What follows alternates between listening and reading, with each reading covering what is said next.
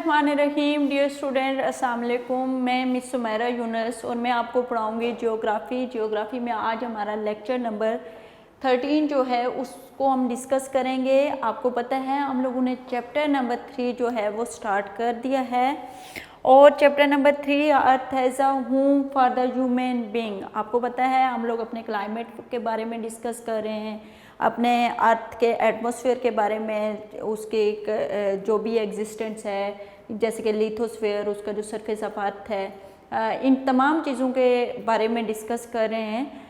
तो ये आज जो हम लोगों ने लास्ट टॉपिक था उसमें हमने डिस्कस किया था earth as a home for the human being, जो हमारे चैप्टर का नाम है। उसमें हमने डिस्कस किया था कि अर्थ की sphere of the earth discuss की थी। इसमें हमने 4 स्फीयर्स पढ़ी थी, जिसमें हमने सबसे पहले एटमॉस्फेयर के बारे में पढ़ा था, फिर लिथोस्फेयर, हाइड्रोस्फीयर और बायोस्फीयर के बारे में पढ़ा था।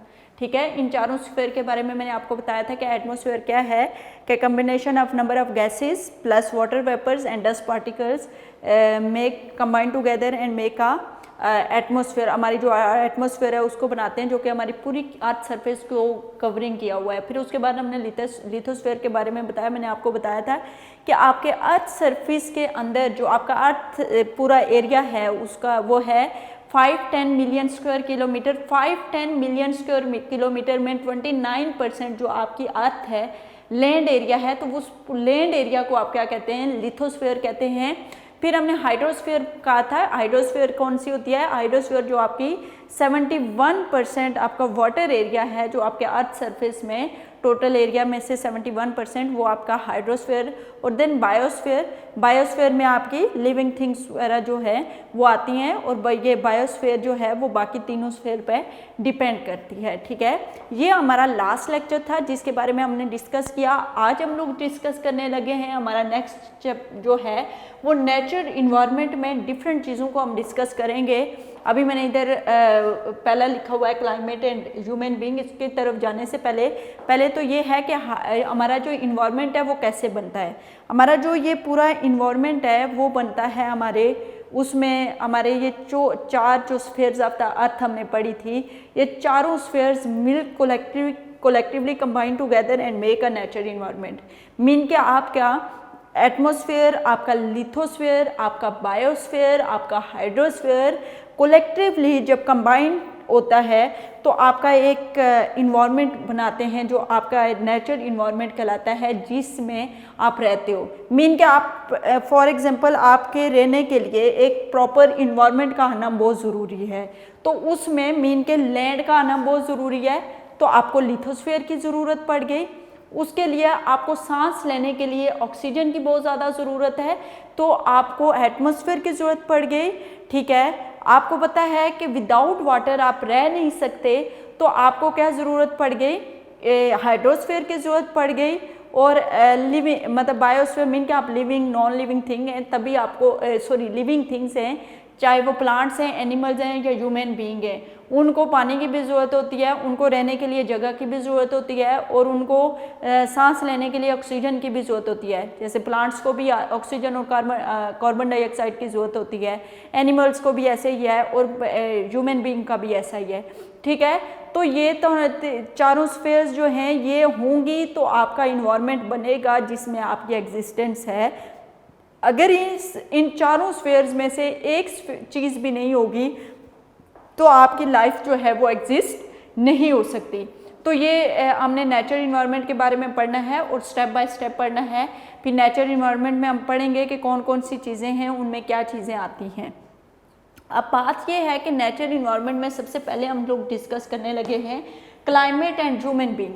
क्लाइमेट एंड ह्यूमन बीइंग के बारे में मैं आपको बताती जाऊँ कि क्लाइमेट जो आपकी आबो हवा है, क्लाइमेट का क्या मतलब होता है, आबो हवा जो आपकी है वो आपकी लाइफ में कितनी इंपॉर्टेंस रखती है। मैं आपको बताती हूँ कि जैसे आपकी अर्थ जो है वो जियोग्राफिकली डिफरेंट उसकी फिजिकल जो है लैंडस्केप है। मतलब कहीं पे आपको माउंटेनियस एरियाज़ मिलेंगे, कहीं पे आपको प्लेन एरियाज़ मिलेंगे, कहीं पे आपको डेजर्ट मिलेंगे, कहीं पे आपको कोस्टल एरिया मिलेंगे। ठीक है, कहीं पे आपको प्लेट्यूज मिलेंगे। अब डिफरेंट फीचर्स हैं आपकी लैंडस्केप के, तो अब मुझे ये बताओ कि ये फिज़िकल फीचर डिफरेंट आने की वजह से जो लोगों का लाइफस्टाइल है वो भी एक दूसरे से डिफरेंट है। मतलब माउंटेनियस एरिया के लोगों का लाइफस्टाइल और तरह का है, आपके जो प्लेन एरियाज़ के लोग हैं वहाँ पे और तरह का लाइफस्टाइल है, आपके जो डेजर्ट एरिया के लोग हैं वो और तरह के लाइफस्टाइल से जो है मुंसलिक हैं। उसके अलावा आपके कोस्टल एरिया के लोगों का और लाइफस्टाइल है, आपके जो प्लेट्यूज के रहने वाले लोग हैं वो और तरह के हैं। ठीक है, ये क्यों है, वेरिएशन क्यों है? क्योंकि आपकी आबो हवा में डाइवर्सिटी है। मतलब मैंने आपको जब आपको बताया था, तो जब मैंने ये आपको पूरी दुनिया का जब मैंने मॉडल ऑफ द अर्थ बनाया था तो इधर मैंने एक इक्वेटर लाइन बनाई थी। ठीक है, मैंने आपको बताया था this is a north pole, this is a south pole, this is a east, this is a west. ठीक है, ये प्राइम मेरिडियन लाइन है। अब ये जो इक्वेटर लाइन है, इसके जो इक्वेटर लाइन, ये इक्वेटर लाइन पे शदीद किस्म की हॉटेस्ट क्लाइमेट होता है। ठीक है, इसके जो नियर बाय लोग रहेंगे वहाँ पे क्या होगा, टेम्परेचर जो है वो बहुत ज़्यादा होगा। अब ये आपका नॉर्थ पोल है, this is a south pole. ठीक है, ये आपकी आर्कटिक रीजन आता है, ये आपका एंटार्कटिक रीजन आता है। यहाँ पे जो है वो कोल्डेस्ट शदीद ठंडे जो हैं वो एरिया हैं। ठीक है, आपका ये जो हॉटेस्ट रीजन है और ये जो आपका कोल्डेस्ट रीजन है, इन दोनों जगहों पे पॉपुलेशन जो है वो कम होगी, जबकि आपका ये जो दरमियान वाला रीजन है जो कैप्रिका कैंसर एंड कैप्रिक ऑफ कैप्रिकॉन, ठीक है, उसको कैप्रिक ऑफ कैंसर बोलते हैं, इसे कैप्रिकॉन बोलते हैं, ट्रॉपिक ऑफ कैंसर इसे बोलते हैं, और ट्रॉपिक ऑफ कैप्रिकॉन जो है वो साउथर्न हेमिस्फीयर में जो है उसको बोलते हैं। यहाँ पे जो आपका क्लाइमेट है वो ना ज़्यादा, not too hot, never, not too hot, not too cold. ठीक है, यहाँ पे जो क्लाइमेट है वो ना ज़्यादा ठंडा है और ना ज़्यादा गर्म है। तो यहाँ पे पॉपुलेशन जो है वो एज़ कंपेयर टू ज़्यादा हॉटेस्ट रीजन और ज़्यादा कोल्डेस्ट रीजन से ज़्यादा होगी। यहाँ इन एरियाज़ में पॉपुलेशन ज़्यादा होगी। ये मैंने आपको बताया बेटा, this is east, this is west, north, south, ये इक्वेटर लाइन है। इक्वेटर लाइन के जो नियरेस्ट कंट्रीज़ होंगी या जो एरियाज़ होंगे वहाँ पे शदीद गर्मी होती है, और जो हमारे पोलर रीजन है जिसे north pole and south pole, जिसको आर्कटिक रीजन, नॉर्थ पोल को आर्कटिक रीजन और साउथ पोल को एंटार्कटिक रीजन कहते हैं, ये हमारे जो दो रीजन हैं यहाँ पे शदीद किस्म की ठंड होती है। और जो हमारे हॉटेस्ट रीजन होगा और हमारे जो कोल्डेस्ट रीजन होंगे, इन दोनों पे शदीद किस्म की जो है वो यहाँ पे हॉटेस्ट, यहाँ पे जो है पॉपुलेशन कम होगी, और जो हमारे जहाँ पे not too hot, not too cold, जहाँ पे ज़्यादा गर्मी और ज़्यादा सर्दी नहीं है, मॉडरेट टेम्परेचर है, यहाँ पे जो हमारे लोगों पॉपुलेशन होगी वो डेंसली पॉपुलेटेड, ज़्यादा पॉपुलेटेड होगी। तो ये मैंने आपको मतलब थोड़ा क्लाइमेट के हवाले से बताना चाहा कि किस तरह का क्लाइमेट होता है। मतलब आपकी जो अर्थ है उसके डिफरेंट फिज़िकल फीचर्स हैं, और उन डिफरेंट फिजिकल फीचर्स के आने की वजह से जो क्लाइमेट है वो डिफरेंट रीजन्स पे डिफरेंट है। और अब डिफरेंट क्लाइमेट आने की वजह से क्लाइमेट आबो हवा डिफरेंट है, तो लोगों का जो रहन सहन का तरीका है बेटा वो भी डिफरेंट है। आप लोग खुद देखें कि जैसे यहाँ पे जो आपके माउंटेनियस एरिया है वहाँ पे शदीद किस्म की ठंड होती है, तो वहाँ के लोग जो हैं वो वूलन क्लॉथ्स पहनते हैं, जबकि सर्दियों के मौसम में आप वहाँ पे जाओ तो वहाँ पे वूलन क्लॉथ के बगैर गुजारा नहीं होता। अब आपका क्या, और लाइफ बिल्कुल पैरालाइज्ड हो जाती है माउंटेनियस एरिया में, क्योंकि वहाँ पे बर्फ़ वगैरह पड़ती है, जबकि आप लोग यहाँ पे नॉर्मल जो क्लॉथ होते हैं उनके साथ भी आपका गुजारा हो जाता है। मतलब इतना ज़्यादा आपको गर्म और इतने ज़्यादा हैवी ड्रेसेस पहनने की आपको ज़रूरत नहीं होती, थोड़े लाइट ड्रेसेस से भी आपका गुजारा हो जाता है। ठीक है, इस तरह से अब समर में यहाँ पे क्या है शदीद किस्म की गर्मी है, ठीक है। हम लोग बिल्कुल सिंपल खाने खाना पसंद कर रहे हैं, पहनने में बिल्कुल लाइट कपड़ा जो हमारे प्लेन एरियाज़ हैं, और जो जबकि आप माउंटेनियस एरिया में जाएं तो वहाँ पे क्या है, वहाँ पे जो है इस टाइम बड़ा प्लेजेंट और खुशगवार मौसम है। अभी बहुत सारे लोग अपना समर वेकेशन स्पेंड करने जो है वो माउंटेनियस एरिया में जाते हैं इस मौसम में। तो ये इस तरह के फीचर्स जो हैं वो हैं। इधर मैं क्लाइमेट एंड ह्यूमन बीइंग पढ़ती जाऊंगी आपको बता। बेटा चैप्टर नंबर 3 है आपका, पेज नंबर 36 है। इसमें ह्यूमन इन्वायरमेंट रिलेशनशिप को मैं पढ़ने जा रही हूँ। उसमें पहले तो उसने इसका थोड़ा सा बैकग्राउंड बताया कि atmosphere, lithosphere, hydrosphere and biosphere कि ये चारों स्फेयर्स आप कोलेक्टिवली कंबाइन कर देते हैं तो वो क्या बनाते हैं, नेचर इन्वायरमेंट बनाते हैं। कि इन तीनों स्फेयर्स को आप कोलेक्टिवली कंबाइन करो तो एक हमारा एक नेचर इन्वायरमेंट जो है वो बनता है। Human being have a strong relationship with this environment. आपको मैंने बताया है कि हमारा नेचर इन्वायरमेंट के साथ बहुत ज़्यादा स्ट्रॉन्ग रिलेशन है। क्यों है? क्योंकि इन चारों में से किसी एक चीज़ के बगैर भी हमारा गुजारा नहीं है। तो इन्वायरमेंट का एक प्रॉपर इन्वायरमेंट का होना हमारे लिए बहुत ज़्यादा ज़रूरी है। But this relationship is not the same everywhere on the earth. लेकिन दुनिया में तमाम लोगों का जो रिलेशनशिप है वो एक तरह का नहीं है इन्वायरमेंट के साथ, ठीक है। कुछ लोगों का मतलब हर डिफरेंट वेरिएशन है लैंडस्केप में, तो लोगों का जो इन्वायरमेंट के साथ रिलेशनशिप है वो उसमें भी डिफरेंस है, ठीक है। आगे, due to the diversity in physical landscape and climate, क्योंकि हमारी जो लैंड फॉर्मेशन हुई है इंटरनल फोर्सेस ऑफ अर्थ की वजह से डिफरेंट लैंड फॉर्मेशन हुई है, तो लोगों का रहन सहन का तरीका एक दूसरे से जो है वो बिल्कुल डिफरेंट है। तो उनका जो इन्वायरमेंट के साथ रिलेशनशिप है वो भी डिफरेंट है, उसमें भी डाइवर्सिटी है। अच्छा, क्लाइमेट एंड ह्यूमन बीइंग को हम डिस्कस करेंगे। पहले तो मैं आपको बता दूं कि हमारी अर्थ में जो मोर देन हाफ पार्ट है वो टू ह्यूमिड मतलब नमी वाला एरिया है, टू ड्राई या टू ड्राई और टू कोल्ड। या तो वहाँ पे शदीद खुश्क एरिया है और या तो बहुत ज़्यादा ठंडा एरिया है। That's why it is least populated. तो वो जो एरिया बहुत ज़्यादा गर्म ठंडा है वहाँ पे जो पॉपुलेशन है वो बहुत ज़्यादा कम होती है। मैक्सिमम पॉपुलेशन जो है वो हमेशा कहाँ पे होती है, प्लेन एरिया में होती है, क्योंकि वहाँ का टेम्परेचर जो होता है वो मॉडरेट होता है, बेयरेबल होता है। ना ज़्यादा बहुत शदीद किस्म की ठंड होती है, ना ही बहुत शदीद गर्मी होती है। इतना टेम्परेचर होता है कि आप इजीली बर्दाश्त कर सकते हैं, ठीक है। और earth is so big that the climate found in different part is not similar.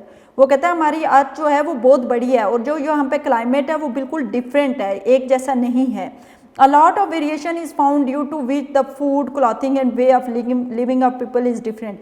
वो कहता है बहुत ज़्यादा वेरिएशन है, लोगों का खाना भी डिफरेंट है। मैंने आपको बताया कि जैसे आप माउंटेनियस एरिया में जाएं तो वहाँ पे आपको मीट खाना बहुत अच्छा लगता है, ठीक है। वहाँ पे हैवी खाने, निहारी और इस तरह के हलीम और इस तरह के खानों का और बहुत ज़्यादा बॉयल्ड एग और इस तरह की चीज़ें आपको मज़ा आता है खाने में, ठीक है। अब जो इस टाइम पे यहाँ पे इस तरह के खाने का हमें सोच के भी वो होती है, पाए और इस तरह की चीज़ें जो है लोग वहाँ पे ज़्यादा पसंद करते हैं। मीट जो गोश्त उनकी होती है वो उनकी पसंदीदा जो खुराक होती है वो गोश्त होती है माउंटेनियस एरिया के लोगों की। जबकि इस टाइम यहाँ पे हमें बहुत लाइट, हम पसंद करते हैं सब्ज़ी खाना इन दिनों में गर्मियों के मौसम में, और ज़्यादा लाइट खाने जो होते हैं दाल चावल और इस तरह की चीज़ें खाना जो है हम लोगों को अच्छा लगता है। आगे वो कहते हैं कि जो कोल्ड क्लाइमेट के लोग जो होते हैं, मैंने आपको बताया कि वो वुलन क्लॉथ और फर कोट्स होते हैं, वो परू वाले कोट्स होते हैं। Fish is an important part of their diet, और उनके जो खाने मछली जो है वो शौक से पसंद करते हैं। आगे, the people of living is warm climate wear light dresses, their diet is also simple. आगे वो कहता है variation is climate also effect the colour. अब जो वेरिएशन इन क्लाइमेट है वो ना सिर्फ एक रहन सहन का तरीका चेंज करी है, बल्कि जो आप एक स्पेसिफिक रीजन के रहने वाले लोगों का जो कलर कम्प्लेक्शन है, उनकी जो मतलब जो भी कलर कम्प्लेक्शन और इस तरह की उनकी जो फिज़ीक होती है और उनकी जो काम करने की कैपेबिलिटीज़ होती हैं वो भी डिफरेंट होती हैं। अभी हम स्टेप बाय स्टेप पढ़ेंगे। जैसे माउंटेनियस एरिया के लोग होते हैं वो फिज़िकली बहुत स्ट्रॉन्ग होते हैं, वो इजीली जो है वो काम कर लेते हैं, क्योंकि वो एक ऐसे इलाके में रहते होते हैं जो काफ़ी डिफ़िकल्ट होता है, जो प्लेन नहीं होता। जबकि अब प्लेन एरियाज़ के लोग जो होते हैं वो फिजिकली उतने स्ट्रॉन्ग नहीं होते जितने वो लोग स्ट्रॉन्ग होते हैं माउंटेनियस एरिया के, ठीक है। और आपने देखा होगा कि जो प्लेन एरिया के लोग होते हैं वो उतने डिफ़िकल्ट काम नहीं कर सकते। कोई डिफ़िकल्ट टास्क जो होता है फिज़िकल जो जिसमें आपकी फ़िज़िकल कैपेबिलिटीज़ यूज़ होती हैं, वो करने वाले काम जो हैं वो प्लेन एरियाज़ के लोगों के लिए मुश्किल होता है।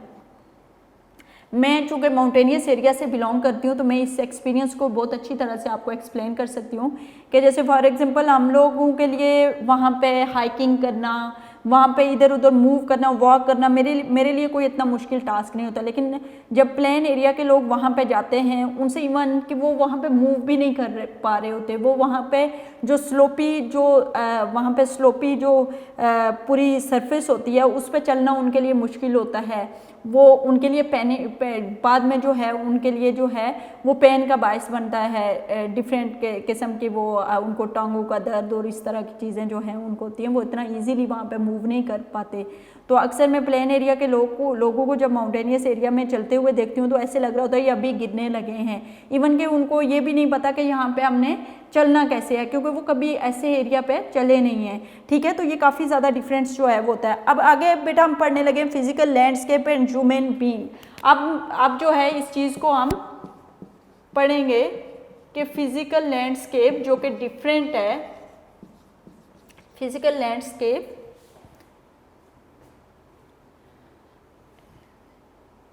And human beings.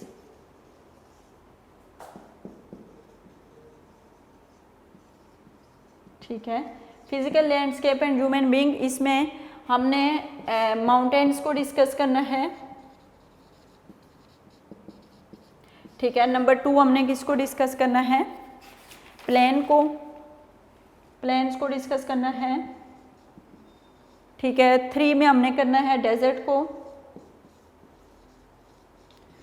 4th में हमने वाटर एंड खैर ये पहले माउंटेन प्लेन्स और डेजर्ट को डिस्कस करते हैं। मैं माउंटेन्स का मैंने आपको बताया है कि माउंटेनियस रीजन के लोग जो होते हैं वो फिजिकली स्ट्रॉन्ग होते हैं। और क्यों स्ट्रॉन्ग होते हैं, क्योंकि वो एक डिफ़िकल्ट इलाके में रहते होते हैं, तो वो डिफरेंट किस्म की मुश्किलात बर्दाश्त कर करके उनकी जो है जो पर्सनैलिटी होती है उसमें वो फिज़िकली आहिस्ता आहिस्ता क्या हो जाती है, स्ट्रॉन्ग हो जाती है, ठीक है। वो फिज़िकली क्या होती है कि वो स्ट्रॉन्ग हो जाते हैं, क्योंकि वहाँ पे वो कहते हैं people living in mountain are physically strong because they live in difficult terrain होता है इलाका, ठीक है। No flat land is available in mountain पे कोई फ्लैट लैंड अवेलेबल नहीं होती।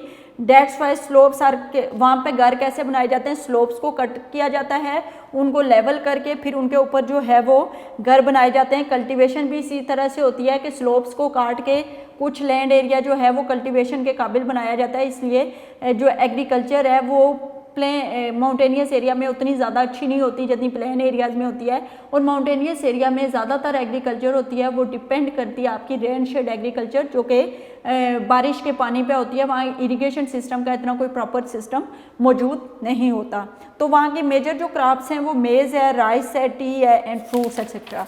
इसके बाद हम डिस्कस करेंगे कि विंटर जो माउंटेनियस एरिया होते हैं वहाँ पे सर्दियों में शदीद किस्म की सर्दी होती है, बल्कि लाइफ पैरालाइज्ड हो जाती है। आप एक जगह से दूसरी जगह मूव करना भी आपके लिए मुश्किल हो जाता है, क्योंकि कहीं कहीं इंचेस तक जो है वो बर्फ़ पड़ी होती है, तो आप घर से बाहर नहीं निकल सकते। इसके बाद फ्लैट लैंड अवेलेबल नहीं होती, इसलिए वहाँ पे डेवलपमेंट के काम करना जो है वो काफ़ी मुश्किल हो जाता है, जैसे कि रोड्स बनाना और उसके अलावा बाकी जो रेलवे नेटवर्क बनाना, ये चीज़ें करना वहाँ पे बहुत मुश्किल होता है, क्योंकि वहाँ पे जो है स्लोपी एरिया होता है, हार्ड रॉक्स मौजूद होती हैं और हार्ड रॉक्स को काटना जो है वो इतना आसान काम नहीं होता। आगे forest are found in mountain, so wood cutting is an important economic. वहाँ का जो उनका प्रोफेशन होता है, जो प्रोफेशनली वो वुड कटिंग होता है, क्योंकि आपको पता है जो आपके फॉरेस्ट होते हैं वो हमेशा आपके माउंटेनियस एरिया के करीब मौजूद होते हैं। तो वहाँ से क्या करते हैं कि वो उन लोगों की ये इकोनॉमिक एक्टिविटी है कि फॉरेस्ट वो जो है उसको यूज़ करते हैं। Mountain are considered beautiful tourist resort in the world, ठीक है। माउंटेनियस एरिया आपको पता है कि अभी जैसे कि आप लोगों का कोई भी कहीं भी घूमने का प्लान बनता है तो एकदम माइंड में आपके नॉर्दर्न एरियाज़ आ जाते हैं, क्योंकि नॉर्दर्न एरियाज़ क्यों आते हैं, नॉर्दर्न एरियाज़ आपके जो होते हैं वो माउंटेनियस एरियाज़ हैं। तो वो ना सिर्फ उनकी ये कुछ और प्रॉपर्टी, ये डिफरेंट प्रॉपर्टीज़ हैं, बल्कि वो माउंटेनियस एरिया जो हैं वो खूबसूरती जो है की वजह से काफ़ी ज़्यादा पॉपुलर हैं, कि वहाँ आप जाते हैं तो आपको ग्रीनरी नज़र आती है, आपको खूबसूरत फॉरेस्ट नज़र आते हैं। तो इस तरह की चीज़ें जो हैं वो आपको अच्छा लगता है देख के। आगे प्लेन्स, आपको एक बात बताती जाऊँ कि तकरीबन 80% पॉपुलेशन जो है वो कहाँ पे रहती है, lived in a plain areas. 80% of population lived in plain areas. Plain provide an easy environment compare to mountain. अब प्लेन एरिया में जो होता है कंपैरेटिवली माउंटेनियस एरिया जो इन्वायरमेंट होता है वो काफ़ी ज़्यादा जो होता है वो कंफर्टेबल होता है, मतलब काफ़ी ज़्यादा अच्छा होता है। किस तरह से होता है कि ना यहाँ पे शदीद गर्मी होती है, ना यहाँ पे शदीद सर्दी होती है। तो शदीद गर्मी शदीद सर्दी ना आने की वजह से लोगों को इतनी डिफ़िकल्टीज फेस नहीं करनी पड़ती। तो लोग एक आसान ज़िंदगी गुजारने के आदी होते हैं।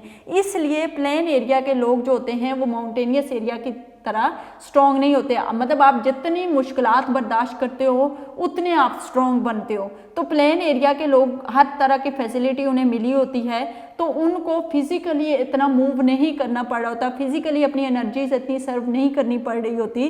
तो अपनी एनर्जीज इतनी ज़्यादा सर्व ना करने की वजह से वो जो होते हैं उनकी पर्सनैलिटी माउंटेनियस एरिया के लोगों की तरह स्ट्रॉन्ग नहीं, उनकी जो मतलब बॉडी होती है फिजिकली जो उनकी वो फिजिकली वो जो होते हैं वो माउंटेनियस एरिया की तरह स्ट्रॉन्ग नहीं होते। उसके अलावा प्लेन एरिया का जो मेजर इकोनॉमिक एक्टिविटी होती है वो एग्रीकल्चर होता है, क्योंकि वहाँ पे बिल्कुल प्लेन लैंड होती है, फर्टाइल लैंड होती है। रिवर्स जो होते हैं वो यहाँ से पास कर रहे होते हैं, जिसकी वजह से रिवर के पास करने की वजह से प्लेन एरिया में जो है वो पानी जो होता है वो क्रॉप्स को प्रॉपर मिल रहा होता है। तो उस वजह से लैंड को प्रॉपर मिल रहा होता है, तो कल्टीवेशन जो है लैंड बहुत ज़्यादा फर्टाइल होती है, तो यहाँ पे कल्टीवेशन जो है वो बहुत ज़्यादा होती है। उसके अलावा यहाँ पे डेवलपमेंट बहुत ज़्यादा होती है प्लेन एरियाज़ में, जैसे इंडस्ट्रियल डेवलपमेंट और जो ट्रांसपोर्टेशन नेटवर्क है वो बड़ा स्ट्रॉन्ग होता है, बड़ी अच्छी रोड्स बनी होती हैं, रेलवे लाइन बिछी होती है। तो तमाम चीज़ें यहाँ पे मैंने आपको कहा ना कि हर तरह की फैसिलिटी आपको प्लेन एरिया में मिलेगी।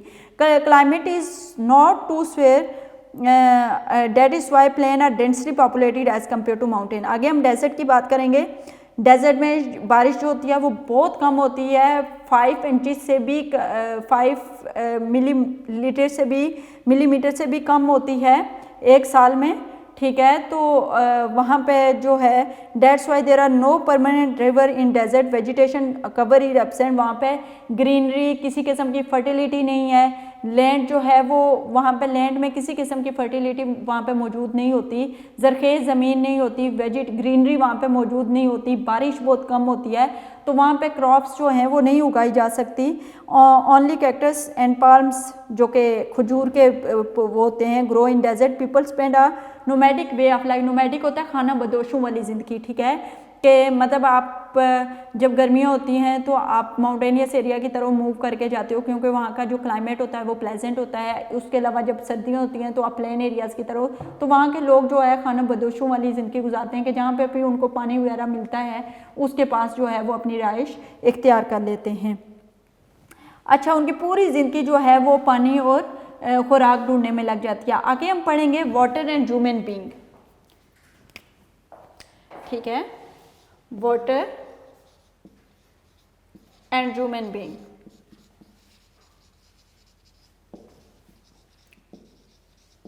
आपको पता है कि पुराने ज़मानों में जो पानी ट्रांसपोर्टेशन के लिए जो है कोई मीन्स ऑफ ट्रांसपोर्टेशन नहीं थी, तो लोग क्या करते थे, उन्होंने जो अपने सफ़र का पहले स्टार्ट किया वो थ्रू वाटर किया, ठीक है। वो man started is journey in water with the help of circulating waves. मतलब जहाँ जिस साइड पे वेव्स उन्होंने बोट्स बना दी होती थी, और जैसे जैसे वेव्स की जो डायरेक्शन होती थी उस पे बोट्स चलती होती थी, ठीक है। Travelling in boat and ship he began to know the world. जैसे जब वो बोट्स और शिप की तरह में वो करने, उसी के ज़रिए उन्होंने फिर दुनिया को तस्खीर करना शुरू कर दिया और दुनिया के बारे में जानना शुरू कर दिया। वाटर इज़ अ बेसिक, और पानी आपको पता है आपकी ज़िंदगी में एक अहम ज़रूरत है। उसके अलावा that's why the human settlement from the very beginning originated near water body. जब इंसानी ज़िंदगी का आगाज़ हुआ, लोगों की सेटलमेंट का, इंसानों के सेटलमेंट का आगाज़ हुआ, तो फिर यही हुआ कि जहाँ पे पानी होता था उसके करीब लोग जो है अपने घर, अपनी जो है वो रहना शुरू कर देते, अपनी सेटलमेंट इख्तियार कर लेते थे। अब सबसे पहले हम different forms on the surface, अब पानी जो आपके सरफेस में मौजूद होता है वो डिफरेंट फॉर्म में मौजूद होता है। जैसे कि फॉर एग्जांपल ओशंस के फॉर्म में मौजूद होता है, रिवर्स के फॉर्म में मौजूद होता है, ठीक है, रिवर्स के फॉर्म में मौजूद होता है। नंबर 3 आपका मौजूद होता है रिवर्स वगैरह की फॉर्म में, लेक्स वगैरह की फॉर्म में मौजूद होता है, ठीक है, कैनाल्स की फॉर्म में, डिफरेंट तरह से आपके मौजूद होता है। अब सबसे पहले हम ओशंस के बारे में पढ़ेंगे। वो कहते हैं oceans are important source of transportation, international trade is done mostly via sea root. वो कहते हैं इंटरनेट जो आपकी जो ट्रेड होती है, जो आपकी तजारत होती है, आपको पता है कि तमाम ममालिक का एक दूसरे के साथ रिलेशनशिप जो है वो इंटरेस्ट बेस होता है। इंटरेस्ट क्या होता है? ट्रेड होती है, मतलब हम कुछ ममालिक से अपनी ज़रूरत की कुछ चीज़ें इंपोर्ट करते हैं तो वो हमारे ममालिक से कुछ और जो है हम उन्हें कुछ एक्सपोर्ट करते हैं। तो इंपोर्ट और एक्सपोर्ट पूरी दुनिया में तमाम कंट्रीज़ का एक दूसरे के साथ कनेक्शन रहता है। तो वो किसके थ्रू होता है? वो पानी के थ्रू होता है। आपको पता है कि थ्रू ओशन जो हैं वो शिप, जो हमारी शिप्स हैं वो सामान लेके एक मुल्क से दूसरे मुल्क में जाती हैं, ठीक है। These days thousands of ships are used for journey or trade. About half of the trade commodities is comprised of crude oil. लेकिन ज़्यादातर जो हैं वो क्रूड ऑयल से जो भी पेट्रोलियम मसनूआत होती हैं वो एक जगह से दूसरी जगह पे ट्रांसपोर्ट हो रही थी। अबाउट 6000, वो कहते हैं 6000 साल पहले जो है इजिप्शियन, जो इजिप्ट के लोगों हैं, उन्होंने कैनोज होता है एक शिप उन्होंने बनाई हुई थी, एक शिप उन्होंने बनाई हुई थी, ठीक है। वो शिप जो थी वो लाइक जो एक ही बंदा जो है उसको यूज़ कर सकता होता था, ठीक है। तो वो उन्होंने बनाई जिसको कैनोज कहते हैं, road by ores. It war also Egyptian. फिर दूसरी 5000 साल पहले उन्होंने एक ड्राइवन या विंड ड्राइवन के हवा का जहाँ पे रुख होता था वो किश्ती उसी रुख पे जो है वो चलती होती थी। फिर रोमन्स ने तकरीबन 2000 साल पहले जो है वो शिप जो है वो कंस्ट्रक्ट की, ट्रेड शिप जो है वो कंस्ट्रक्ट की। उसके अलावा ocean floors are the habitat of variety of living.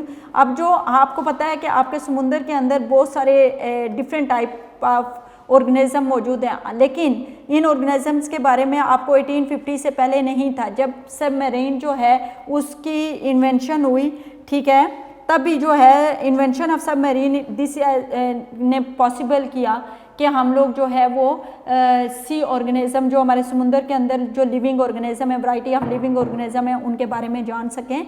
तो 1850 AD से पहले ये पॉसिबल नहीं था। आगे एक और बात बता दूं कि 85% फिश जो हम लोग पूरी ऑल ओवर द वर्ल्ड 85% जो फिश जो पकड़ी जाती है वो कहाँ से की जाती है? समुंदर से जो है उसको कैच किया जाता है। उसके अलावा रिमेनिंग 50% जो है वो डिफरेंट रिवर्स और लेक से ली जाती है। ओशंस कीप द क्लाइमेट, इसीलिए जो हमारी 85% फिश होती है उसका वो इतनी टेस्टी नहीं होती जितनी रिवर और लेक की रिवर से भी ज़्यादा टेस्टी होती है, और दूसरे नंबर पर रिवर्स की होती है, फिर जो आपकी होती है वो ओशंस की होती है। अच्छा, ओशंस की लीव तक क्लाइमेट मॉडरेट, ओशन की वजह से आपका जो क्लाइमेट होता है वो काफ़ी ज़्यादा मॉडरेट होता है, इसलिए कराची का climate as compare to other city हमेशा मॉडरेट होता है, ठीक है। अगर दिन के टाइम गर्मी होती भी है तो रात के टाइम जो है वो मौसम जो है वो काफ़ी प्लेजेंट होता है। उसके बाद हम रिवर के बारे में बात करेंगे। रिवर आर इम्पॉर्टेंट, रिवर भी जो है वो ट्रांसपोर्टेशन के लिए यूज़ होता है। रिवर आपका हाइड्रो इलेक्ट्रिसिटी, जो पानी से बिजली आप लोग हासिल करते हो वो भी आप रिवर से ही लेते हो। उसके अलावा जो इरिगेशन सोर्स ऑफ इरिगेशन है उसमें इम्पॉर्टेंट रोल है रिवर्स का। जाहिर सी बात है, जो आपके कैनाल्स में पानी आता है वो कहाँ से आता है? रिवर से आता है, और फिर कैनाल से आपकी जो क्रॉप्स को, आपकी फसलों, जो खेत हैं उनको पानी मिलता है। तो इसमें इरिगेशन वो बहुत है। Underground water is also used by human for their basic necessities and irrigation. River valley and lakes attract tourist by their scenic. अब जो रिवर्स वैली वगैरह जो होती हैं वो मैंने आपको बताया था कि वो जो टूरिस्ट होते हैं उनको बहुत ज़्यादा अट्रैक्ट करती हैं। इससे रिलेटेड मैं आपको काम देती जाऊँ कि जो आप लोगों ने काम करना है वो क्या करना है। Earth as a human being, इसमें जो क्वेश्चन नंबर 1 है और क्वेश्चन नंबर 2 है। लेक्चर नंबर 14 में हमारा ना सिर्फ चैप्टर नंबर 3 ही कंप्लीट होगा, बल्कि आज हम चैप्टर नंबर 4 का भी इंट्रोडक्शन इसी लेक्चर में करेंगे। तो इधर मैं लिख लूँगी chapter number 1 and chapter number 4, ठीक है। Chapter number 3 and chapter number 4, इससे रिलेटेड चैप्टर नंबर 4 का भी कुछ इंट्रोडक्शन पार्ट में जो है इसमें दे दूँगी। तो इसलिए चैप्टर नंबर 4 का भी जो मुझे टाइटल इधर लिख लेना चाहिए, रॉक्स, ठीक है। तो चैप्टर नंबर 3, 4 की बात करने से पहले मैं आप लोगों को बताऊं कि जैसे कि आप लोग नेचर इन्वायरमेंट के बारे में लास्ट लेक्चर में पढ़ा, आज आप फॉरेस्ट के बारे में पढ़ेंगे। तो बेटा अपने इन्वायरमेंट को बहुत ज़्यादा साफ रखा करें, साफ़ सुथरा रखेंगे तो आपको जो है एक ऑक्सीजन जो है वो ज़्यादा अच्छी क्वांटिटी में मिलेगी और साफ़ सुथरी ऑक्सीजन मिलेगी। आपके अंदर जो है वो किसी किस्म की जो है ऐसी जो ऑक्सीजन है वो नहीं जाएगी जिसमें पोल्यूटेड मटेरियल जो है वो ज़्यादा है। तो पोल्यूटेड मटेरियल जो है वो बनाने में, हवा को पोल्यूटेड बनाने में हमारा बहुत ज़्यादा रोल होता है। तो आप कोशिश, जैसे कि आप बहुत छोटे बच्चे हो तो आपका बस इतनी ड्यूटी है कि जैसे आप लोग बाहर अपने पेरेंट्स के साथ कहीं जा रहे होते हैं, तो अगर कहीं से आप लोग, जैसे होता है कि खाने पीने के लिए कोई चीज़ लेते हैं, तो अक्सर मैंने देखा है कि हम लोग जो हैं वो चीज़ों को बाहर फेंक देते हैं, खा के जो वेस्ट चीज़ें होती हैं उसको। तो ऐसे ना किया करें, आप शॉपर के अंदर बंद कर लिया करें। जब आप घर के अंदर जाएं तो वो अपनी डस्टबिन वगैरह में जो है वो फेंकते हैं। लेकिन अगर आप किसी ऐसी जगह पे हैं कि वहाँ पे डस्टबिन वगैरह अवेलेबल हैं, तो आप वहाँ पे जो है चीज़ें इस तरह से बाहर ना फेंका करें। आप अभी इतने छोटे हो तो आपकी बस इतनी ड्यूटी है कि जो आप चीज़ें इधर उधर फेंक देते हो, कोई राइपर्स वगैरह या ये ना किया करें। ये हमारे जो इन्वायरमेंट है इसको गंदा करते हैं और ये इसका इफ़ेक्ट जो है वो हमारे ऊपर ही पड़ता है।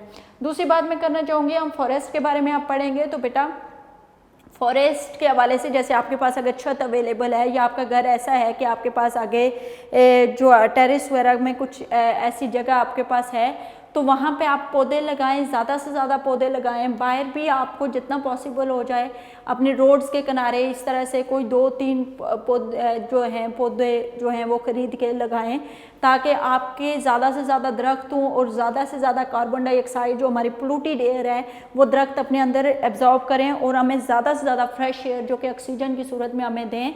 और वो उससे हम क्या होगा कि हमारी सेहत भी अच्छी होगी, हम एक्टिव भी रहेंगे और हम बीमार भी नहीं पड़ेंगे, ठीक है। तो ये थी थोड़ी आप लोगों से चिट चैट इन्वायरमेंट और फॉरेस्ट के हवाले से थोड़ी सी बात कर ली। अब जो है हम डायरेक्ट अपने टॉपिक की तरफ जाएंगे। जो टॉपिक आज हमने बेसिकली डिस्कस करना है, और हम डिस्कस करने जा रहे हैं फॉरेस्ट एंड ह्यूमन बीइंग और the living world and the human being. आपको पता है इससे पहले जो लेक्चर था इसमें हमने इन्वायरमेंट, नेचर इन्वायरमेंट के डिफरेंट टाइप्स को पढ़ा था, जैसे ह्यूमन बीइंग एंड क्लाइमेट के साथ इंसानों का कैसा जिक्र है। क्लाइमेट किसे कहते हैं? आबो हवा को कहते हैं। जो आपको ये ठंडा लगता है, जो गर्म लगता है, ये तमाम चीज़ें आपकी क्लाइमेटिक चेंज की वजह से आपको होती हैं। कभी आपको बड़ा प्लेजेंट फील हो जाता है, तो ये तमाम चीज़ें जो हैं वो आपको इस वजह से होता है। दूसरी बात ये है कि सेकंड जो है वो हम लोगों ने पढ़ा था माउंटेनियस रीजन के बारे में, प्लेन डिफरेंट लैंडस्केप के बारे में पढ़ा था, जिसमें हमने माउंटेनियस रीजन, प्लेन रीजन, उसके अलावा कोस्टल एरियाज़, ठीक है, डेजर्ट एरिया, इन चीज़ों के बारे में पढ़ा था। उनके क्लाइमेट के बारे में पढ़ा था, उन लोगों के बारे में पढ़ा था कि उनको खाने पीने में, उनको पहनने ओढ़ने में कौन सी चीज़ें जो हैं वो अच्छी लगती, मतलब क्या किस तरह की शख्सियत उन लोगों की होती है। तो ये तमाम चीज़ें हमने डिस्कस की थी। आज हम डिस्कस करेंगे फॉरेस्ट एंड ह्यूमन बीइंग कि फॉरेस्ट का जो है वो ह्यूमन बीइंग के साथ किस तरह का। तो फॉरेस्ट का रिलेशनशिप ह्यूमन बीइंग के साथ जो है वो अभी का नहीं है, बल्कि बहुत ज़्यादा पुराना है, वेरी ओल्ड है। और वो क्यों है? क्योंकि बिल्कुल जब इनिशियली जब इंसानी सेटलमेंट, जो ह्यूमन सेटलमेंट स्टार्ट हुई थी, तो लोग फॉरेस्ट में ही रहते थे और वहाँ पे उनकी जो इकोनॉमिक एक्टिविटी थी वो ये होता था कि दरख्तों को काटना, फिर उनको जो है श्रब्स हर्ब्स वगैरह जो होती थी, जड़ी बूटियाँ होती थी, उनसे डिफरेंट किस्म की वो जो है मेडिसिन्स वगैरह बनाते होते थे और कटी हुई लकड़ी को जो है वो बेच के उनकी अपनी इकोनॉमिकल एक्टिविटी के तौर पर वो जो है वो यूज़ करते होते थे। ठीक है, तो the relationship of human being with forest is very old, lumbering and gathering shrubs herbs and fruits from forest is an ancient primary activity. Houses are constructed with wood. आपको पता है जो आपके माउंटेनियस रीजन के लोग हैं, वैसे तो आजकल वुड जो है हर तरह की कंस्ट्रक्शन में यूज़ होती है, लेकिन स्पेशली आप माउंटेनियस एरिया में जो लोग हैं वो लकड़ी से जो है अपने घर बनाने में जो है वो लकड़ी का बहुत ज़्यादा इस्तेमाल करते हैं। Wood is a vital important modern construction too. आजकल तो हर किस्म की कंस्ट्रक्शन में जो है वो लकड़ी एक इम्पॉर्टेंट पार्ट के तौर पर यूज़ होती है। फॉरेस्ट ना सिर्फ जो है नेचर इन्वायरमेंट की ब्यूटी के लिए वो हैं, but also important source of oxygen. आपको मैंने अभी बताया है कि जितने जैसे कि एक फॉरेस्ट के हवाले से अगर मैं बताऊं तो आपके किसी भी रीजन में कितने परसेंट फॉरेस्ट जो है वो 25% फॉरेस्ट का होना बहुत ज़रूरी है। हर मुल्क में जो लैंड है उसका 25, जबकि पाकिस्तान जो है उसमें कितने हैं, ओनली 5% फॉरेस्ट है। ठीक है, एक बेहतर इन्वायरमेंट के लिए, एक बेस्ट इन्वायरमेंट के लिए 25% फॉरेस्ट का आना बहुत ज़रूरी है, जबकि आपके मुल्क के अंदर ओनली 5% है। तो फिर आपको कैसे फ्रेश एयर मिल सकती है? इसीलिए कि जो फॉरेस्ट हैं वो बहुत कम है, क्योंकि जब जितने ज़्यादा फॉरेस्ट होते हैं मीन के उतने ज़्यादा दरख्त होते हैं, जब जितने ज़्यादा दरख्त होते हैं वो उतनी ज़्यादा पोल्यूटेड एयर अपने अंदर एब्जॉर्ब करते हैं, और वो पोल्यूटेड एयर जब अपने अंदर एब्जॉर्ब करते हैं तो डेफिनेटली उसके रिटर्न में मतलब in the form of carbon dioxide.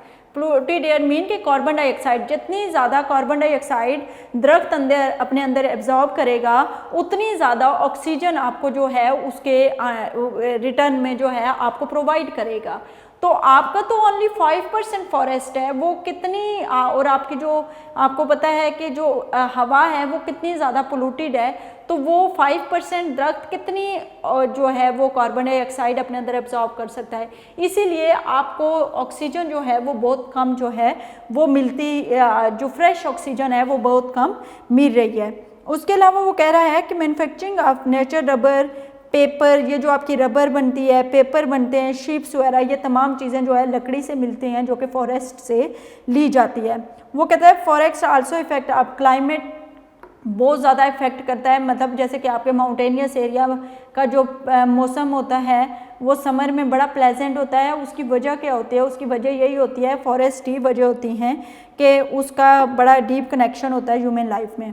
आगे हम दूसरा जो पढ़ेंगे वो the living world and human being के बारे में पढ़ेंगे।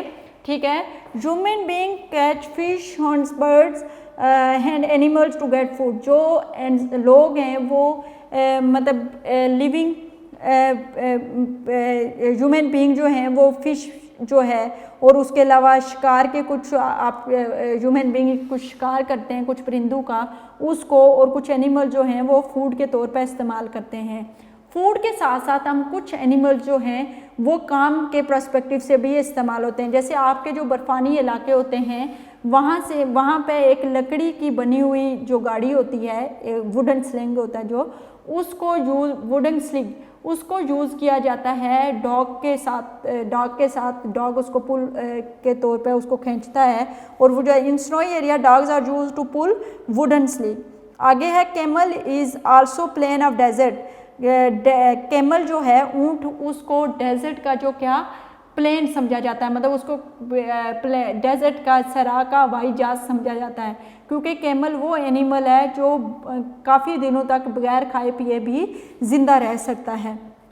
इन desert camel is use for transportation, elephant are also use for heavy transportation, जो हाथी हैं वो भी हैवी ट्रांसपोर्टेशन के लिए यूज़ होते हैं। ऑक्सन जो हैं वो भी ट्रेडिशनल कल्टीवेशन के लिए, बैल जो हैं वो पुराने ज़मानों में तो बहुत ज़्यादा यूज़ होते थे। अभी भी कुछ ऐसे एरिया जहाँ पे ट्रैक्टर वगैरह नहीं जा सकते, आपके कुछ बैकवर्ड कुछ ऐसे एरिया मौजूद हैं जहाँ पे अभी तक किसी किस्म की रोड्स वगैरह नहीं बनी हुई, वहाँ पे टिल देन नाउ वो अभी तक भी जो यूज़ होता है वो बैल ही यूज़ होते हैं। उसके अलावा sheeps are reared in grass land to get wool. उसके बाद horses and donkeys are use for transportation purpose. Silk is obtained from silk worm, जो आपके सिल्क वर्म सिल्क जो हासिल की जाती है वो रेशम का जो कीड़ा होता है उससे, which is Rudyard on mulberry plant. Rudyard होता है पालना, जो कि मलबरी एक दरख्त होता है उसके ऊपर जो है वो पलते हैं। तो बेटा ये था हमारा चैप्टर नंबर 3। इसमें हमारा ये थोड़ा सा टॉपिक रह गया था जिसमें human relationship with forest and human relationship with जो है वो the living world and human being के जो दूसरे जानदार हैं उनके साथ जो है वो इंसानों का किस तरह का ताल्लुक़ है, ये एक थोड़ा सा था, उसको हमने डिस्कस करना था। बेसिकली आज हम डिस्कस करेंगे रॉक्स। रॉक के बारे में डिस्कस करने से पहले हमने उसकी फॉर्मेशन की तरफ जाना है कि ये बने कैसे। पहले रॉक्स को समझने से पहले हमें ये पढ़ना होगा, रॉक्स जो बनी हैं बेटा वो मिनरल से, और मिनरल जो बने हैं वो किससे बनते हैं, एलिमेंट से। तो सबसे पहले तो हमें जानना होगा कि एलिमेंट क्या है, ठीक है। फिर हम जो है वो आगे जो है वो कहते हैं। तो एलिमेंट क्या होता है, सबसे पहले हम एलिमेंट के बारे में पढ़ेंगे कि एलिमेंट क्या होता है। तो element is the simplest form of matter, ठीक है। एलिमेंट क्या है कि an element is the simplest form of matter, ठीक है। An element is a simplest form of matter.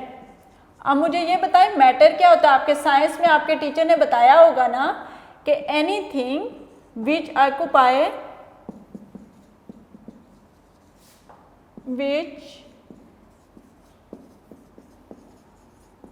which occupy space or a weight is called matter। उसने क्या बताया कि एन एलिमेंट मैटर की एक सिंपलेस्ट फॉर्म होती है, ठीक है। तो वो कहता है कि एलिमेंट मैटर की अगर सिंपलेस्ट फॉर्म, तो आपको पहले ये पता होना चाहिए मैटर क्या होता है। कोई भी ऐसी चीज़ जो कोई स्पेस अकर करती हो या वेट रखती हो वो आपकी मैटर कहलाती है। मतलब दिस इज इस रूम में आपको बेशतर चीज़ें जो हैं वो मैटर, ये मैटर है, क्योंकि ये एक स्पेस अगर मैं रखूँगी तो इसका एक वेट भी है और इसकी जो है वो ये एक स्पेस भी जो है वो लेगा, तो ये मैटर है। ये बुक मैटर है, ये मोबाइल फ़ोन मैटर है, ये पेन मैटर है। तो इधर बेशतर चीज़ें, ये डाइज मैटर है, बेशतर चीज़ें जो हैं वो मैटर हैं, जहाँ पे मैटर की फॉर्म में यहाँ पे मौजूद हैं। कि ऐसी कोई भी चीज़ जो कि वेट रखती, उसका कुछ कोई ना कोई छोटे से एक कागज़ जो है ना वो भी मैटर कहलाता है, क्योंकि उसका भी लिटिल बिट वेट है, उसका भी वेट है और वो भी स्पेस जो है वो ऑक्युपाई करता है। तो कोई भी चीज़ जो कि स्पेस और वेट जो है उसको लेती है वो क्या कहलाता है, मैटर कहलाता है। अब जो है मैं ये आपको एक्चुअली बेसिकली रॉक्स की तरफ लेके जाना चाह रही हूँ। तो पहले तो मैं आपको बताऊंगी कि रॉक की फॉर्मेशन कैसे होती है। रॉक की फॉर्मेशन मिनरल से होती है और मिनरल की फॉर्मेशन किससे होती है, एलिमेंट से होती है। तो मैंने आपको बताया कि जो एलिमेंट क्या होता है कि an element is a simplest form of matter. अब मैं इधर आपको बताऊंगी कि मिनरल क्या होता है। अब एलिमेंट में आपकी फॉर एग्जांपल एलिमेंट में चीज़ें आपके आ जाती हैं। अब एलिमेंट दो तरह के होते हैं, एक होते हैं इनऑर्गेनिक एलिमेंट और एक होते हैं नंबर 1 इनऑर्गेनिक एलिमेंट, नंबर 2 होते हैं ऑर्गेनिक एलिमेंट, ठीक है। इनऑर्गेनिक एलिमेंट कौन से होते हैं, इन ऑर्गेनिक एलिमेंट ये होते हैं कि ऐसे एलिमेंट जिसमें कार्बन के एटम जो हैं वो मौजूद होते हैं, वो ऑर्गेनिक एलिमेंट होते हैं। अच्छा, कार्बन के एटम जिनमें मौजूद होते हैं कंटेनिंग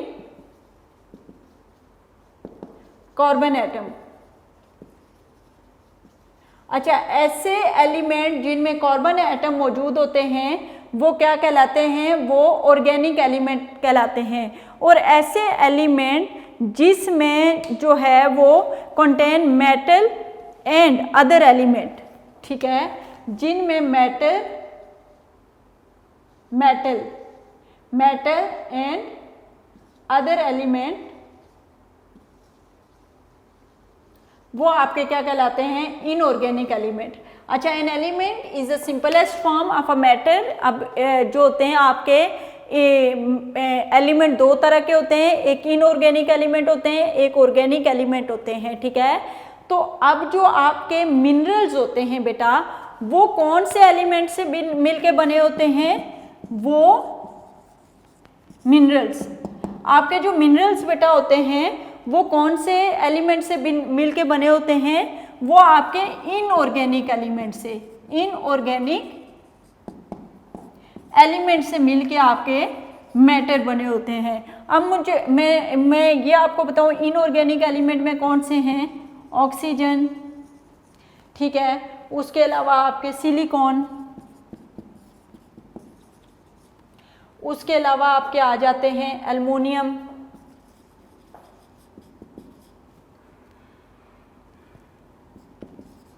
ठीक है, फिर आ जाता है आपका iron, calcium, sodium, iron, calcium, sodium,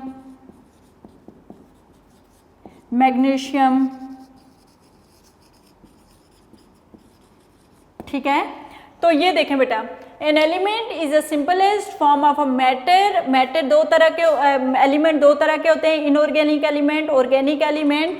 अब आपके जो एलिमेंट जो मिनरल है वो किससे मिलके बने होते हैं, वो इनऑर्गेनिक एलिमेंट से मिलके बने होते हैं। इनऑर्गेनिक एलिमेंट कौन से, ऑर्गेनिक और इनऑर्गेनिक मैंने आपको बताया कौन से होते हैं। ऑर्गेनिक होते हैं कंटेनिंग कार्बन एटम, और इनऑर्गेनिक होते हैं जिसमें मेटल और दूसरे एलिमेंट मौजूद हों। और मिनरल जो मिलके बने होते हैं वो मोर देन 2 एलिमेंट से मिलके बने होते हैं। और इनमें जो है इनऑर्गेनिक एलिमेंट कौन से हैं, oxygen, silicon, aluminium, iron, calcium, sodium, magnesium, ये तमाम चीज़ें मिलके जो है वो आपकी बनाती हैं पोटेशियम, मैग्नीशियम वगैरह। अब जो है हम आ जाते हैं किस पे, रॉक्स पे आ जाते हैं, ठीक है। पहले मैंने आपको बताया बेसिकली रॉक्स जो बेटा बनाई जाती हैं, बनती हैं, वो मिनरल से मिलके बनती हैं।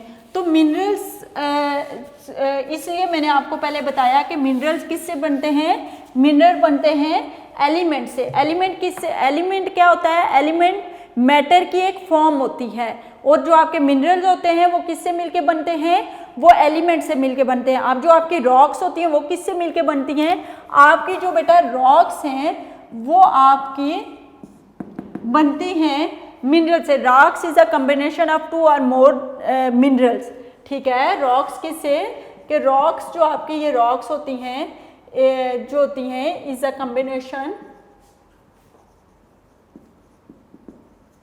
कॉम्बिनेशन ऑफ 2 और मोर मिनरल्स। अब बेटा ये जो आपकी रॉक्स होती हैं ये 2 या 2 से ज़्यादा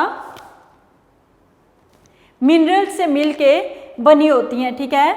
अब lithosphere is formed by different type of earth. अब आपकी जो ये लिथोस्फीयर, आपकी जो ये लैंड सरफेस है, ये डिफरेंट टाइप की रॉक्स से मिलके बनी होती है, ठीक है। अब इसमें मैं आपको बताऊं सम ऑफ विच आर सॉफ्ट। कुछ रॉक्स जो होती हैं वो आपकी बहुत सॉफ्ट होती हैं, कुछ रॉक्स जो होती हैं वो आपकी बहुत हार्ड होती हैं, ठीक है। और इसके अलावा सॉफ्ट में जैसे आपके आगे शेल, हार्ड में आपके आगे diamond. In some rock crystal are found in some type, ठीक है। Fossils of animals and plants, some rocks absorb water, some do not.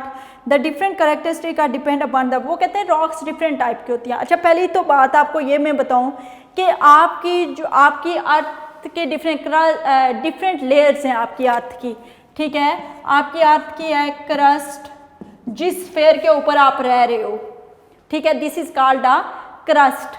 Second आपकी जो है ज़मीन, तकरीबन जो आपका इंटरनल आफात है, आपके ज़मीन के अंदर एक लेयर है जिसको आप क्या बोलते हो, मेंटल, जो कि एक बहुत गर्म आतिशफशा मादा से बनी होती है, मेंटल। और थर्ड जो आपकी लेयर बेटा होती है वो आपकी है कोर, जो कि ज़मीन का बहुत ज़्यादा डीप डेप्थ में पार्ट होता है, ज़मीन के अंदर जो है बहुत ज़्यादा डेप्थ में पार्ट है। अब आपकी बेटा जो रॉक्स होती हैं वो कहाँ पे मौजूद होती हैं, वो क्रस्ट के पास, यहाँ पे आपकी रॉक्स मौजूद होती हैं। इनसे कोई लेना देना नहीं है रॉक्स का, ठीक है। आपकी जो अर्थ सरफेस जो है क्रस्ट, यहाँ पे आपकी रॉक्स मौजूद होती हैं। अब रॉक्स जो हैं बेटा वो डिफरेंट टाइप की होती हैं। कुछ रॉक्स जो हैं वो बहुत ज़्यादा हार्ड हैं, कुछ रॉक्स जो हैं वो बहुत ज़्यादा सॉफ्ट हैं, कुछ जो हैं वो with the passage of time change हो जाती हैं, ये हार्ड और सॉफ्ट रॉक की। अब मुझे ये मैंने आपको ये बताना है कि जो सॉफ्ट होती है, हार्ड होती हैं, वो कहीं जो हमारी वॉल्केनिक एक्टिविटी से रॉक्स बनती हैं, मतलब इंटरनल फोर्सेस ऑफ अर्थ से, इंटरनल फोर्सेस की वजह से जो लावा के फटने से जो हमारी रॉक्स बनती हैं वो बहुत ज़्यादा हार्ड होती हैं, ठीक है। इसके अलावा जो हमारी होती हैं लाइक ऐसी रॉक्स जो कि हमारी बनती हैं डिफरेंट, ये जो सेडिमेंट्स होते हैं, ठीक है, मतलब इधर से रेत के ज़रिए इकट्ठे हुए या फॉसिल्स वगैरह के ज़रिए इकट्ठे हुए या रॉक्स के टूटने की वजह से कुछ ज़रिए इकट्ठे होके वो फिर तय बतय काफ़ी अरसे तक जमा होते रहते हैं, और उनके जमा होने से जो रॉक्स हमारी बनती हैं बेटा वो हमारी सेडिमेंट्री रॉक्स, जिसको तयदार चट्टानें भी कहा जाता है। उसके अलावा हमारी जो लास्ट है, जो कि with the passage of time हमारी जो ये रॉक्स हैं, जैसे कि सेडिमेंट्री रॉक्स हैं, और हमारी जो है इग्नियस रॉक हैं, जो कि हार्ड रॉक हैं और सॉफ्ट रॉक हैं, जब इनमें एक चेंज आ जाता है, तो ये जब चेंज आता है तो वो जो रॉक बनती है उसको मेटामॉर्फिक रॉक कहते हैं। अब रॉक्स के डिफरेंट टाइप्स हैं, टाइप्स ऑफ रॉक्स। अब मैं आपको बताऊंगी हार्ड रॉक्स कौन सी होती हैं, फिर मैं आपको बताऊंगी सॉफ्ट रॉक कौन सी होती हैं, और फिर मैं आपको बताऊंगी कि चेंज होने वाली रॉक्स कौन सी होती हैं। तो टाइप ऑफ रॉक्स हम डिस्कस करने लगे हैं। आज मैं जस्ट इनके नेम ही बताऊंगी, कल जो है वो मैं डिटेल में नेक्स्ट लेक्चर में जो है वो मैं डिटेल में आपको बताऊंगी इनका जो बेसिकली इनके जो भी फीचर्स हैं, इनकी प्रॉपर्टीज़ जो हैं, इनकी जो भी मैन्युफैक्चरिंग है, वो सारी चीज़ें जो है वो मैंने नेक्स्ट लेक्चर में डिटेल में बतानी है। आज जस्ट मैं इनके नेम वगैरह का जो है वो इंट्रोडक्शन आपको बताऊंगी। Types of rock, type of rock में हमारी फर्स्ट टाइप आ जाती है इग्नियस रॉक।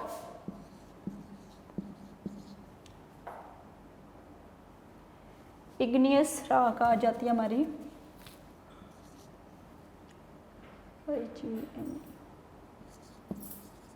ठीक है।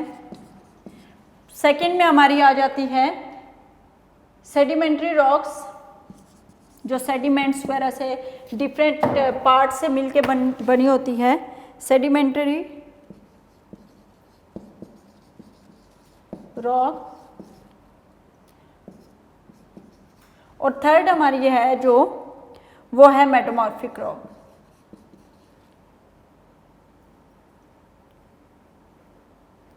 Metamorphic rock. अच्छा बेटा, जो इग्नियस रॉक है इनको हम आतिशफशा चट्टानें भी कहते हैं। आतिशफशा क्यों कहते हैं बेटा?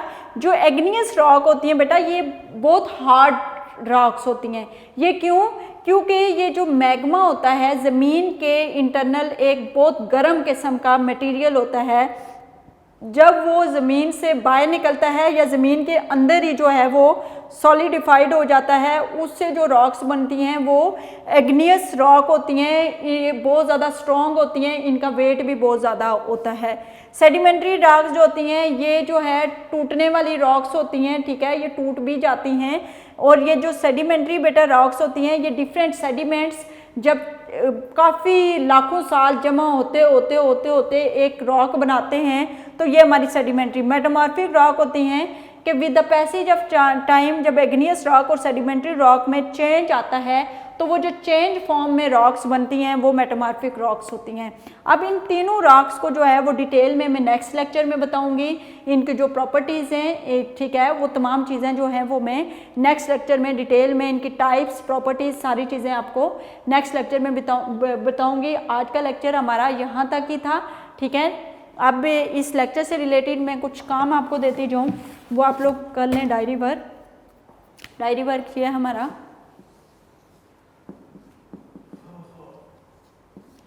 डायरी वर्क में अगर चैप्टर नंबर 3 देखें तो चैप्टर नंबर 3 में आप लोगों का जो लॉन्ग क्वेश्चन रह गए थे 4 and 5, 3 and 4, 3 long question number 3 and 4 आपने क्या करना है, लर्न करना है। और चैप्टर नंबर 4 को देखें तो चैप्टर नंबर 4 के MCQs और शॉर्ट दे देती हूँ। 12 MCQs हैं और 5 short, 1 to 12 MCQs plus 1 to 5 short question.